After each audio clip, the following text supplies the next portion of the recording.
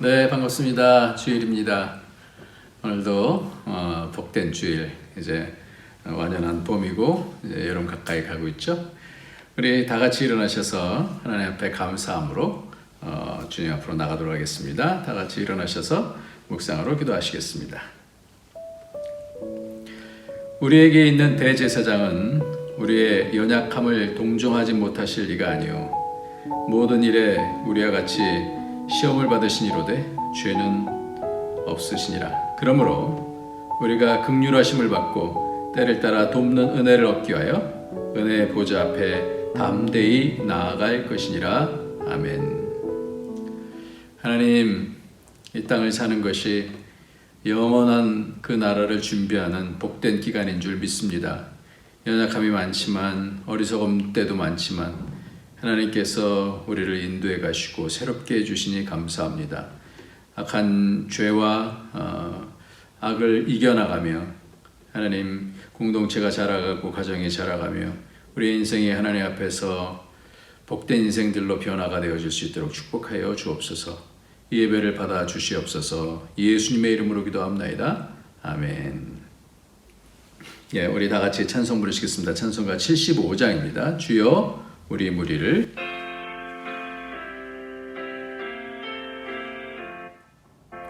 주여 우리 무리를 불쌍하게 여기사 그 신복을 주시고 주의 얼굴 외소서 주의 구원하심을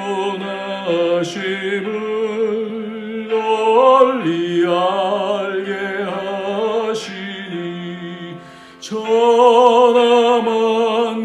백성들 주께 찬송합니다. 주가 다스리시고 바른 심판하신 나라들이 즐기며 기쁜 노래합니다. 땅에 나는 모든 것 주의 크신 은혜니 모든 나라 백성들 주께 찬송합니다. 하나님 우리에게 복을 내려주시니 땅의 모든 만물이 주를 경배합니다. 아멘.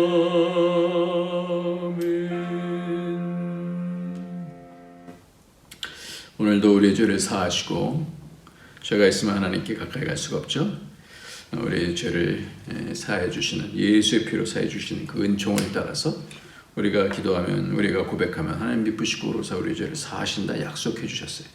그래서 오늘도 우리의 죄짐을 모두 가져가서 손과 발을 닦고 예수의 번제단을 통과하면서 우리가 성소로 들어가고 지성소로 들어갈 수 있습니다. 이 시간 너무너무 중요한 시간이에요. 주님께서 우리에게 허락하신 복된 시간, 우리 다 같이 회개하면서 주 앞으로 나가도록 하겠습니다.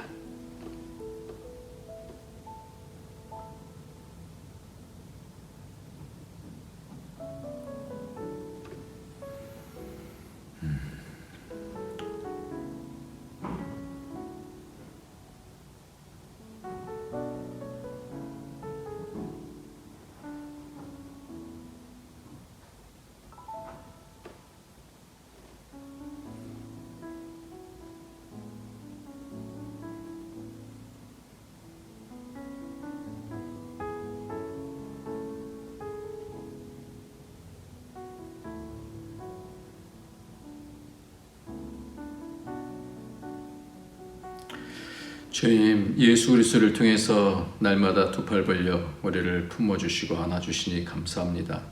하나님, 여러 연약함과 어리석음들이 많지만 오늘도 우리를 받아주시고 그 사랑의 은총의 날개 아래로 아버지 인도하여 주시니 감사합니다. 하나님, 담대하게 나오라 말씀해 주셔서 주님 나갑니다. 예수의 피로 공동체를, 가정을, 우리 심령들 한 명 한 명 다 씻어 주셔서 악한 영들이, 악한 사단이 정죄하지 못하도록 주께서 인도해 주시는 줄 믿습니다.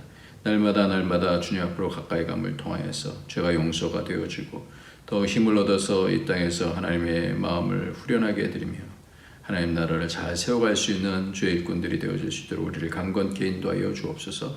우리 죄를 용서하여 주옵소서. 예수님의 이름으로 기도합나이다. 아멘. 예, 오늘은 하나님의 말씀 누가복음 15장입니다. 누가복음 15장 11절부터 24절까지 좀 길지만 우리 같이 읽도록 하겠습니다.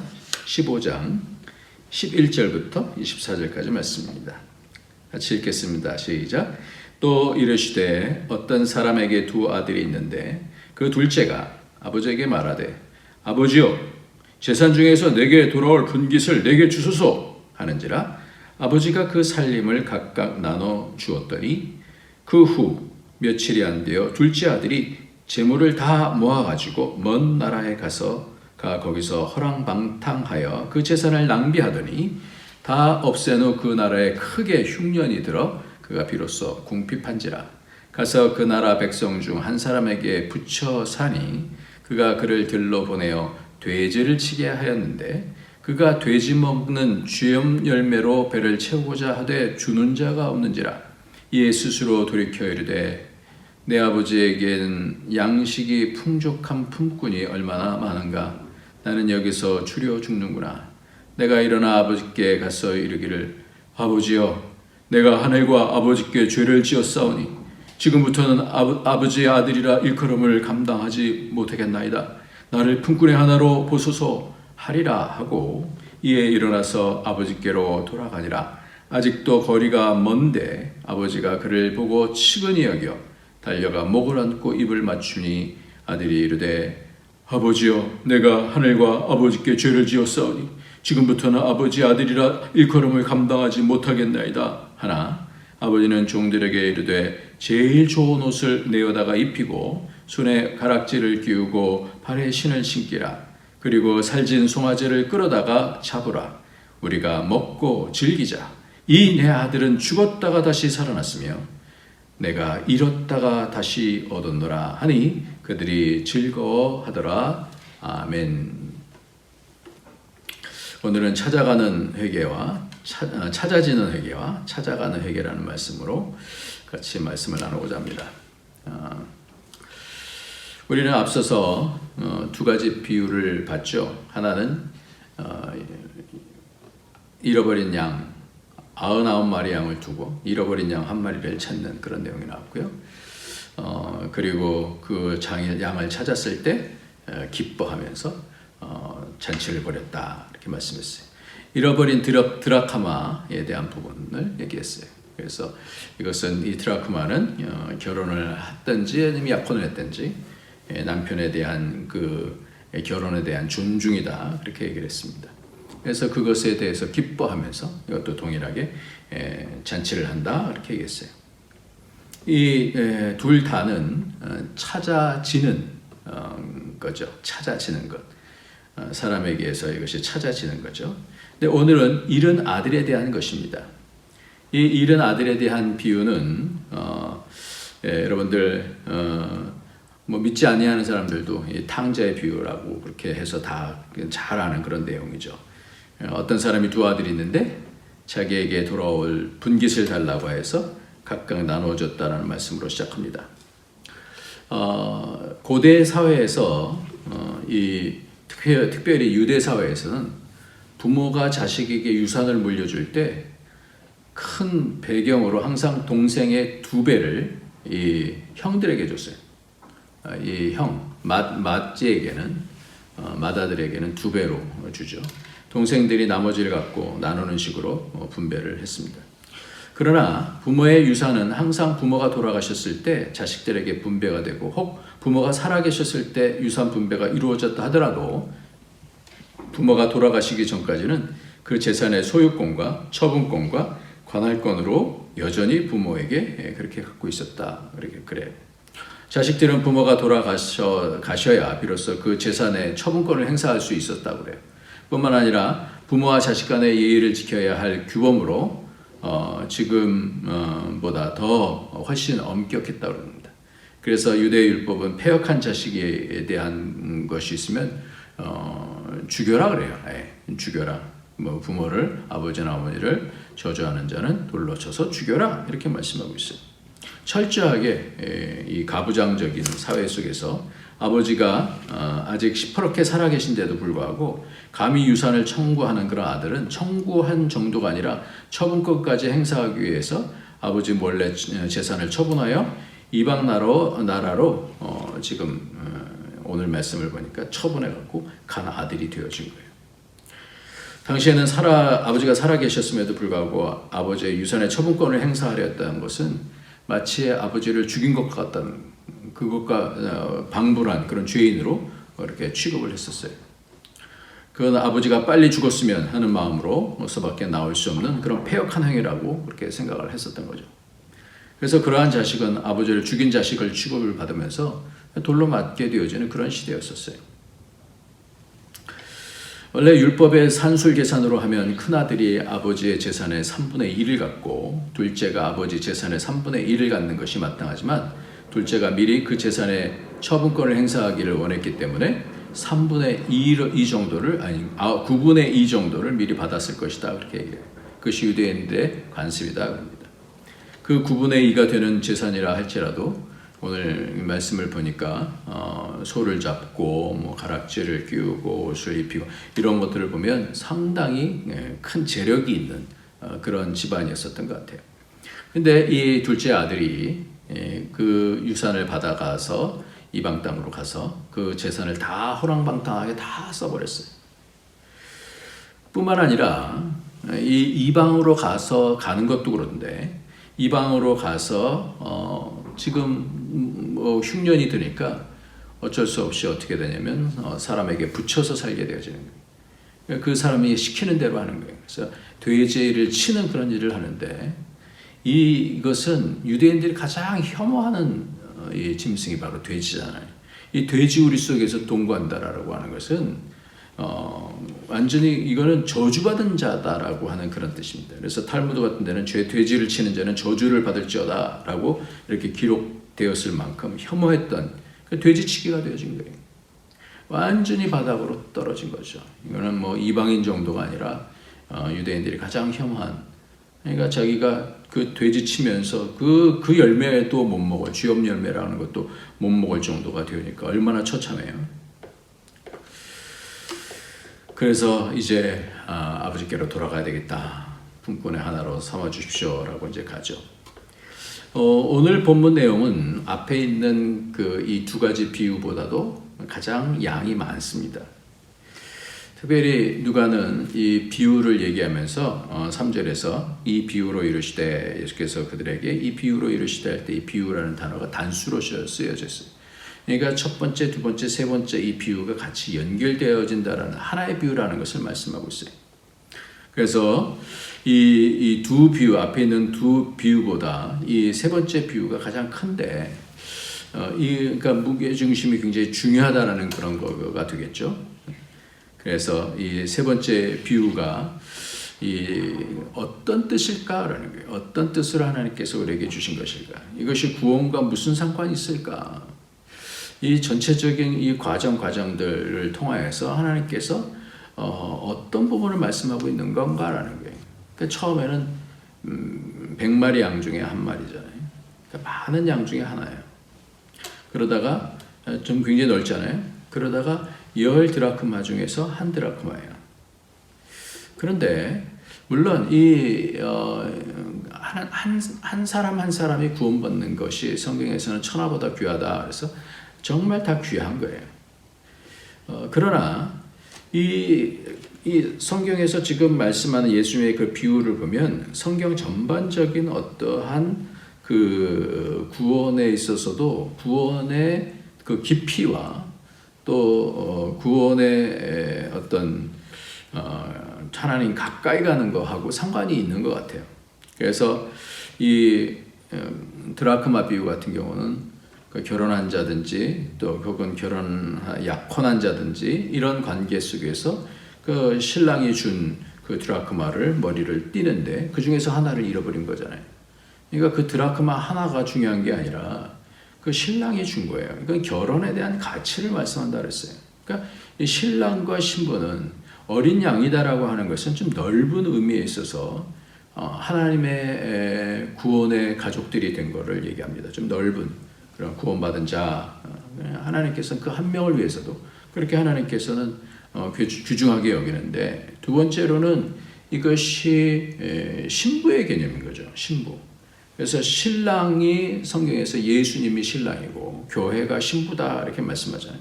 그러니까 더 어떻게 해요? 더 가깝고 친밀한 그런 관계로 좀 성경이 해석해주고 있어요. 그래서 교회와 그리스도의 그런 관계 속에서 찾아진 그런 교회. 그러니까 이 부부의 관계 속에서도 쇼윈도우 그런 부부가 있듯이 떨어져 있는 그런 관계. 근데 찾아져 있는 관계, 마음에 잃어버렸던 부분들을 찾아진 그런 교회, 잃어버린 교회에서 찾아지는 교회로 우리가 이 부분들도 생각을 할 수가 있을 것 같아요. 교회가 상당히 많죠.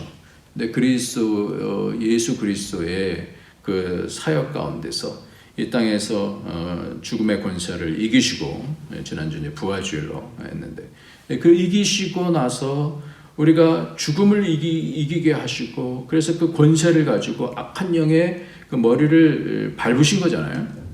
그러니까 그 깨부시면서 우리로 모든 질고를 다 담당하신, 그리고 악한 영을 이기신, 그래서 원수의 문을, 성문을 차지하신 예수 그리스도의 능력을 받고 그것을 활용하는 그런 교회인지, 아니면 조금만 찾아진 그런 교회인지, 뭘 잃어버린 그런 교회는 아닌지, 이런 것으로 생각을 할 수가 있을 것 같아요. 근데 오늘 마지막은 성경에서 계속해서 강조하는 바가 있어요. 이제 아들이 되는 거예요. 아들. 아들이 된 것은 나아진 관계거든요. 나아진 관계이기 때문에 창세기부터 요한계시록까지 가장 중요한 핵심이 뭐냐? 아들 되는 거예요. 아들.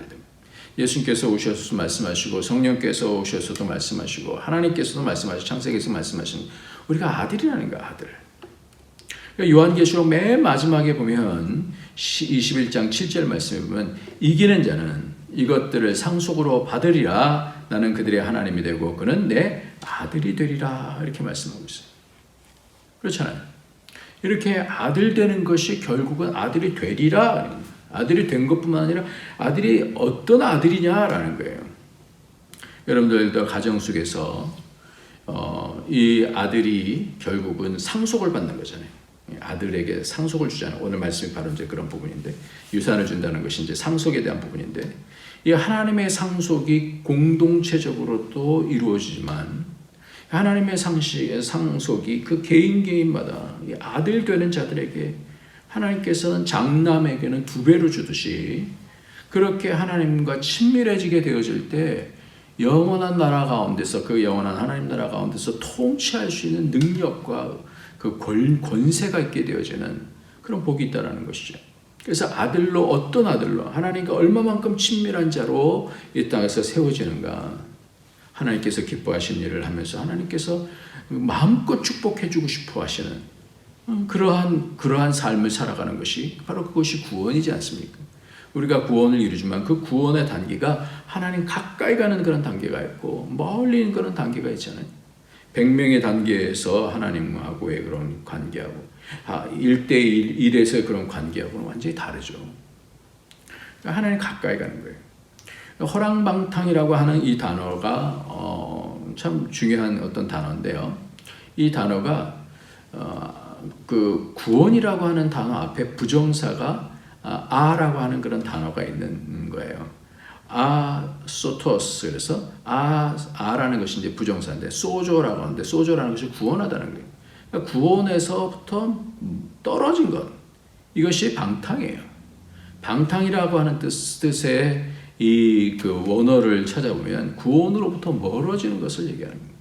근데 구원으로부터 가깝다라는 건 뭐냐면 점점 하나님 가까이 오는 것을 얘기하는 거죠.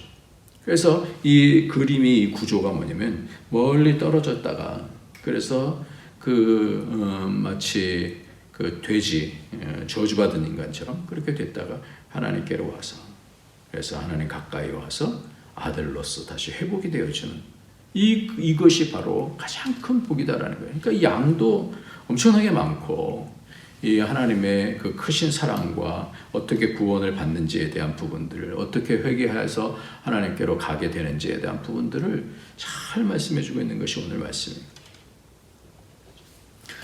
찾아지는 방식이 다른 거예요. 찾아지든지 찾아가면서 찾아지든지 이 둘 중에 하나예요.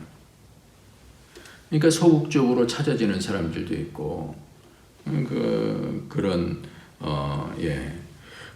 그 가운데서 여기서는 찾아가는 그런 내용이 나와요. 찾는 자예요. 아들은 이렇게 아버지께로 가는 자예요. 가는 자. 그래서 찾아가는 아들이 있을 때 찾아지는 것을 말씀하고 있습니다. 이 만남이 있을 때 다시 영적으로 나아지게 되는 겁니다. 제 자녀들도 마찬가지예요. 따뜻하게 하고 친밀하게 하고 하지만 여러 가지 상황들을 지나면서 그 가운데서 더 하나님으로 인해서 친밀하게 되잖아요. 얘가 하나님을 이렇게 아는구나. 이런 것 때문에 더 나아지게 되잖아요. 그래서 육적으로 나아지만 또 영적으로 나아져야 되는 거예요. 서로 낳는 겁니다. 교회에서도 서로 나아지는 거예요. 그러니까 나아지는 거는 친밀하고 그 하나님의 그 코드를 같이 딱 잡고 그것을 순종해 나가면서 믿음 없는 사람들의 세속적인 그런 방법이 아닌 세속적으로는 도저히 이해할 수 없지만 하나님의 방식에 대해서 하나님 앞에서 헌신하는 그런 내용들을 보고 하나님 앞에서 겸손하게 하나님을 섬기고 사람들이 뭐라고 한다 할지라도 환경이 어렵다 할지라도 그것을 믿음으로 이겨나가는 그것을 보게 될 때는 그러면 나아지는 거죠. 그러니까 아브라함도 하나님께로부터 나아지만 그 이삭도 하나님 앞에서 아브라함을 통해서 나아지지 않습니까? 순종하잖아요. 순종으로 나아지는 거예요. 그래서 어려운 일들이 있을 때 같이 함께 고민하고 기도하고 돕고 하면서 나아지는 거예요. 그런 어떤 씨름 가운데서 하나님의 마음에 합한 자로서 점점 이게 인생 사는 거구나. 이게 믿음이구나. 그래서 하나님 가까이 가서 하나님의 마음을 알고 영혼을 맛보는 거예요. 영원한 삶을 이 땅에서부터 맛보고 하나님의 도우심을 경험하게 되어지고 기도가 뭔지 믿음이 뭔지 승리가 뭔지 부활이 뭔지 이런 부분들을 점점 알아간다는 것이죠. 그럼 나는 찾아진 자인가 이 말이에요. 나는 하나님께로부터 찾아진 자입니까? 나는 하나님께 지금 찾아가고 있는 사람입니까? 하나님 가까이 가고 있습니까? 영적 거리가 있잖아요. 그것을 우리는 체크를 해야 되는 거예요. 영적 거리가 어디까지 가고 있는가? 히브리서 4장 1절에서 2절까지 보면 그러므로 우리는 두려워할지니 그의 안식에 들어갈 약속이 남아있을지라도 너희 중에는 혹 이르지 못할 자가 있을까 함이라. 그들과 같이 우리도 복음 전함을 받은 자이나 들은 바 그 말씀이 그들에게 유익하지 못한 것은 듣는 자가 믿음과 결부시키지 아니함이라. 그러니까 믿음을 통해서 점점 그 구원에 이르는 자, 그 안식에 이르는 자가 있을까? 이르지 못하는 자가 있을까? 그래서 히브리서 6장 9절에는 사랑하는 자들아 우리가 이같이 말하나 너희에게는 이보다 더 좋은 것은 그 구원에 속한 것이 있음을 확신하라. 예전성에 구원에 가까이 있음을 말씀하고 있어요. 가까이 감. 오늘 말씀 가운데서 그럼 어떻게 우리가 구원에 가까이 가는가? 그러니까 찾아지는 것은 주인에 의해서 찾아지는 거지만 찾아가는 거예요. 여기서는 그러니까 찾아지는 그 피동적인 것이 아니라 능동적으로 어떻게 회개하면서 하나님께로 가는가라는 것을 오늘 17절 말씀 붙어 있는데 한번 17절 말씀 한번 같이 읽겠습니다. 이에 스스로 돌이켜 이르되 내 아버지에게는 양식이 풍족한 품꾼이 얼마나 많은가 나는 여기서 줄여 죽는구나 이렇게 얘기하고 있어요.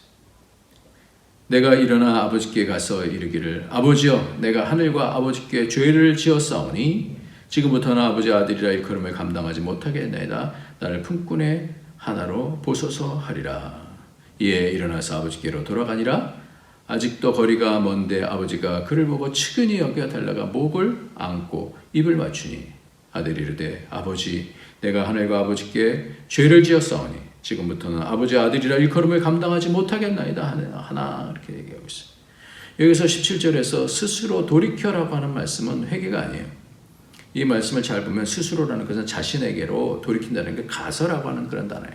자신에게 생각이 마음이 가야 되는 거예요. 그러니까 자기를 분별해야 되는 거예요. 깨닫는 것이 먼저예요. 스스로 돌이킨다는 것은 자신에게로 자신 속으로 들어가서 내 아버지에게는 양식이 풍족한 품꾼이 얼마나 많은가. 나는 여기서 줄여주는구나. 이런 분별이 있어야 되는 거예요. 내가 이렇게 잘못했구나.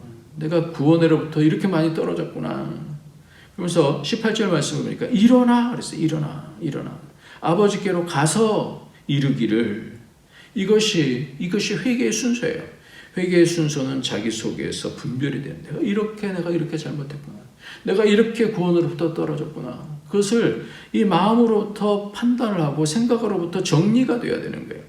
그것이 내 입술 속으로 어떻게 고백을 할 건가. 우리가 어떤 사람에게 잘못해서 사과를 하러 갈 때 그냥 가서 나 잘못했어 이러지 않잖아요. 어떤 큰 죄를 지고 나서는 내가 왜 그랬을까 마음에 후회도 하고요. 그 다음에는 찾아가서 내가 어떻게 얘기를 해야 될까.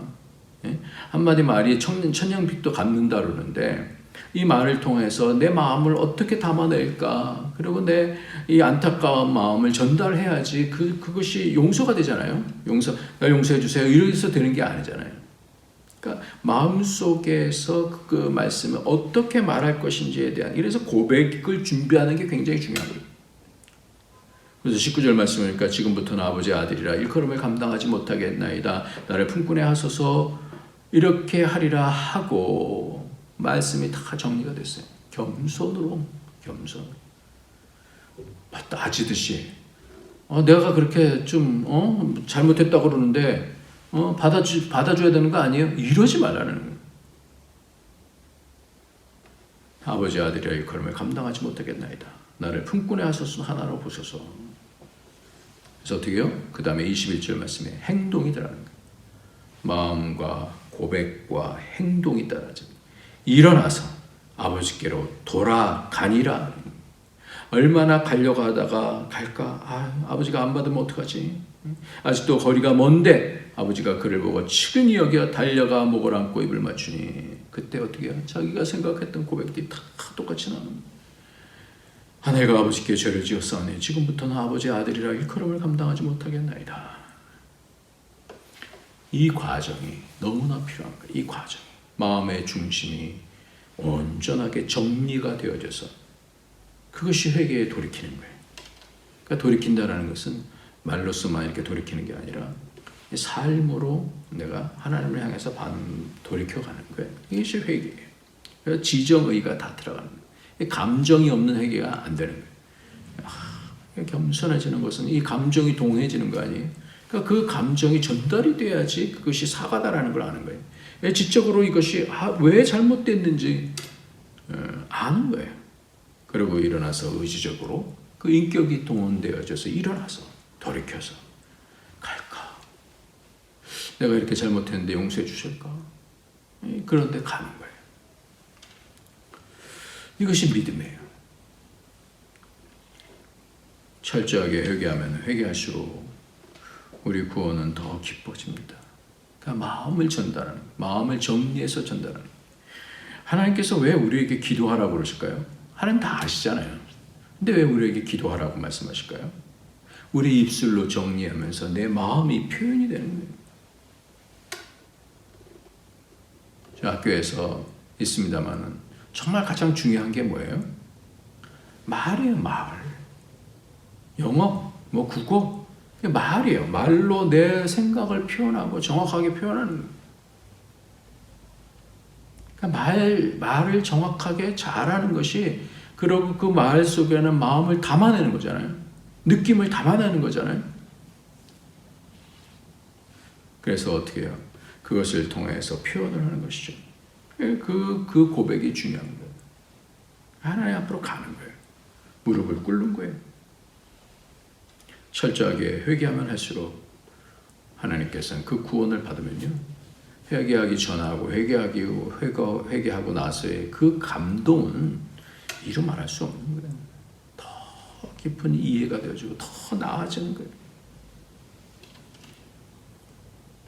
무엇을 회개했을까 한번 생각을 해봅시다. 아버지 재산을 생전에 달라고 하는 것이 무엇을 의미한다고 했어요? 아버지는 무시한 거잖아요. 그렇게 가서 주어진 복이 얼마나 귀한지 모르고 세상 좋다고 나가서 허랑방탕하게 생활하는 것, 죄를 지은 그 구체적인 아버지 마음을 아프게 하는 것, 아버지를 무시한 것, 믿지 않고 사는 것, 그리고 자기가 행한 행동들, 그러고는 다시 그 마음에 아버지의 깊은 사랑을 알아서 아버지가 얼마나 귀하신 선하신 아버지인지를 알고 회개했을 것입니다. 내가 맞아 죽어도 싼 아들인데. 그래서 어떤 해석을 보면 이렇게 말씀하고 있어요. 아버지는 이 아들은 어떻게 되냐면 마치 돼지 냄새가 나는 마치 이 지옥이나 가야 저주받은 그런 사람이잖아요. 저주받은 아들이 자식이 돌에 맞아 죽어야 되는 그런 아들이 이렇게 오면 사람들이 알게 되면 어떻게 해요? 돌로 맞아서 죽는 거예요. 그러니까 자식이 당할 수모를 직감하고, 그래서 아버지가 뛰어갔다라는 거예요. 거리가 먼데 막 달려갔다라는 거예요. 그 수모를 아버지가 대신 당하는 거예요. 뛰어간 아버지가 율법에 의해서 죽어야 할 아버지의 아들에게 화려한 옷과 신발과 반지를 끼워버리는 거예요. 용서되지 못한 아들은 용서되지 않은 아들을 아버지가 먼저 용서해버리는 거예요. 율법을 뛰어넘는 거예요. 아버지가 스스로 율법을 파괴해버리는 거예요. 그래서 그 사랑으로 덮어버리는 거예요. 그 자신이 동네 사람들의 웃음거리가 될 수도 있어요. 엄격한 율법주의자들은 저 사람 죽여야 된다 이렇게 얘기해야 될 거 아니에요? 근데 어떻게 자식을 죽여요? 하나님의 사랑이 너무 크시니까 당신의 아들을 죽이시면서까지 우리를 사랑하신 것, 그것이 이 가운데 나온다는 거예요. 그것이 복음이고 그것이 구원이다라는 거예요. 율법을 뛰어넘는 그 구원, 하나님의 사랑.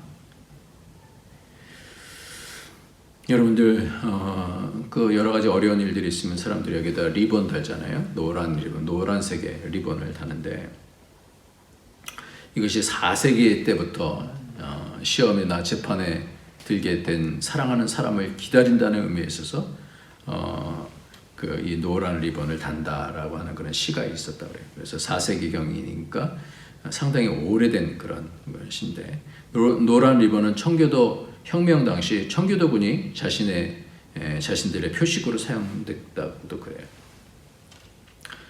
그런데 원래 이것이 정말 오래전에 이제 알려진 그런 내용은 뭐냐면 리더스 다이제스트에 투과한 그런 내용 때문에 그렇다라고 그래요. 이 내용은 어떤 거냐면요, 뉴욕 형무소에서 3년을 보내다가 가석방이 돼서 고향으로 돌아가는 빙고라고 하는 주인공이 있는데, 이 빙고는 가석방이 결정되자 아내에게 편지를 보내서 자신을 용서하고 받아들일 생각이면 마을 어귀 참나무에 노란 손수건을 매달아 달라고 그렇게 얘기를 합니다. 그래서 마음속으로 생각을 하는 거예요. 손수건이, 노란 손수건이 보이지 않으면 버스를 타고 그냥 지나쳐 가야 되겠구나. 나를 용서하지 않는 거니까 내가 지나쳐 가야 되겠구나. 그래서 버스를 타고 이 사람이 마을 어귀로 이르렀을 때 버스 안에서 일제히 함성이 터져 나왔습니다. 왜 그랬냐면요, 이 참나무에 노란 손수건 하나를 매달아 달라고 그러는데 온통 노란 손수건이 다 곳곳에 매달려 있는 거예요. 사실 부인은 처음에 노란 손수건을 한 장 매달았다가 잎에 가려서 남편이 보지 못하면 어쩌지 하는 생각에 며칠째 노란 손수건을 사서 나무에 매달고 있었어요. 이를 본 아이들이 의아해서 엄마에게 물어보는 거예요. 예전에 죄를 지어 벌을 받은 남편이 집에 오는데 아이들이 물어보는데 남편이 집에 돌아오는데 노란 손수건이 묶여있으면 용서해 주는 줄 알고 집에 돌아오고 노란 손수건이 묶여있지 않으면 그냥 버스를 지나가겠다라고 얘기를 하는 것을 들려줬어요. 아이들은 이 부인이 남편을 용서한 것을 알고는 노란 손수건을 각자 하나씩 들고 나와서 다시 다 나와서 매달기 시작하는 거예요. 아이가 집에 들어가 또 그 가족들에게 또 이 얘기를 얘기하니까 그 사람들이 온 마을 사람들이 줄을 서서 노란 손수건을 다 참놈에게 온통 노란 손수건을 다 뒤덮었다는 그런 내용이에요. 남편이 집에 오기를 기다리는 것은 이 부인만 아니라 그 모든 사람들이 다 원하는 거예요. 부부가 서로 헤어를 하고 그 용서가 있고. 그래서 남편이 이렇게 와서 지나치려고 그러는데 다 노란 손수건이 있는 거예요. 하나님께서 우리를 노란 손수건을 다 한번 내게로 와라. 나를 지나치지 말고 내게로 와라. 달려가셔. 안아주셔. 야고보서 1장 18절에 그가 피조물 중에 우리로 한 천열매가 되게 하시려고 자기의 뜻을 따라 진리의 말씀으로 우리를 낳으셨느니라 말씀하고 있어요. 아들이 되는 거예요. 아들이 잃어버렸던 아들이 다시 찾아내는 거예요. 이게 회개예요. 아들이 그 무거운 마음이지만 아버지를 향해서 한 걸음 디디면서 거리가 먼데 멀리서 아버지가 달려요. 찾아가는 것, 그 사람을 찾아지는 것. 하나님은 늘 기다리고 계세요. 가인은 떠나갔어요.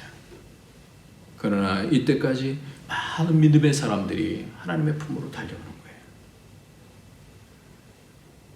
그럴 때 하나님께서는 다 가까이 있는 더 큰 상속을 주는 거예요. 하나님은 온 세계 주인 아니에요. 그 어려움을 통해서 삐지지 아니하고 어떤 상황이든지 하나님의 용서를 알고 그 사랑을 알고 아들까지 주신 그 사랑을 알고 그래서 성경에는 하나님의 아들이 되리니 그렇게 말씀하셨어요. 예수님은 독생자이신데 히브리서 2장에 보면 맏아들이 되셔서 우리를 형제로 부르기를 부끄러워하지 아니하셨다 그렇게 말해요. 우리로 아들 삼으시겠다라는 말씀이에요. 하나님께서 두 팔 벌려서 우리를 안아주시는 그 광경을 생각하면서 우리가 날마다 우리 마음속에 있는 죄가 무엇인지 생각하고 분별하고 내가 이것을 가지고 하나님 앞에 고백하리라 말씀하면서 가서 무릎을 꿇고 하나님 앞에 회개하며 하나님께 더욱더 가까이 가는, 그래서 영적인 그런 상속, 아들로서의 그런 상속을 받을 수 있는 저와 여러분이 되어지길 예수님의 이름으로 축원합니다. 기도하겠습니다. 할렐루야. 하나님 아버지 감사합니다. 하나님께서 우리를 이렇게 사랑하시며 부르시는데 하나님 진정한 회개를 통해서 하나님 가까이 가서 점점 하나님의 아들로서의 다시 나와주시는 그 은혜를 경험하며 담대하게 하나님 마음 알아가고 하나님 가까이 갈 수 있는 복이 넘칠 수 있도록 축복하여 주옵소서. 예수님의 이름으로 기도합나이다. 아멘. 이 시간에 우리 다 같이 찬송하시면서 하나님께 예물 드리시겠습니다. 천부여 의지없소서.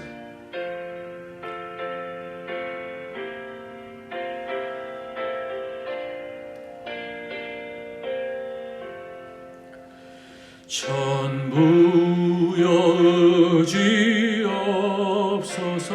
손 들고 옵니다.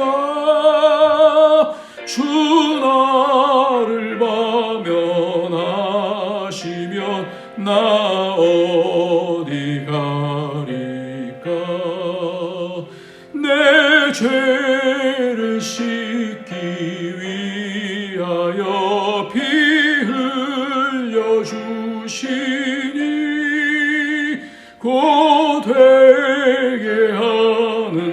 마음으로 주 앞에 옵니다.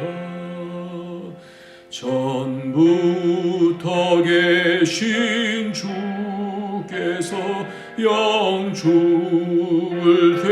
대인을 보혈로 구해 주시니 그